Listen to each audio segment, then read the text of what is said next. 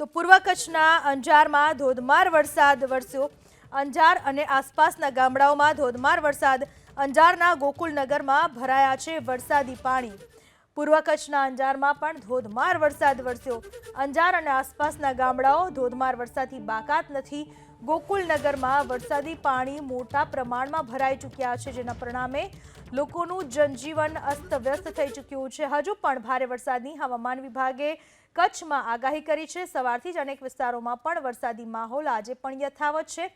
ગોકુલનગરના દ્રશ્યો મેં આપને બતાવી રહ્યા છીએ। કચ્છના અંજારનું આ ગોકુલનગર વિસ્તાર, જ્યાં લોકોના ઘરોની અંદર પાણી ભરાઈ જતા ઘરવખરી તમામ પાણીમાં ગરકાવ થઈ ચૂકી છે।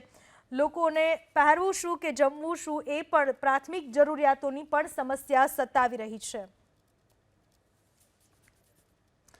તો પૂર્વ કચ્છના અંજારમાં ધોધમાર વરસાદ વરસ્યો। અંજાર અને આસપાસના ગામડાઓમાં ધોધમાર વરસાદ। અંજારના ગોકુલનગરમાં ભરાયા છે વરસાદી પાણી। પૂર્વ કચ્છના અંજારમાં પણ ધોધમાર વરસાદ વરસ્યો। અંજાર અને આસપાસના ગામડાઓ ધોધમાર વરસાદથી બાકાત નથી।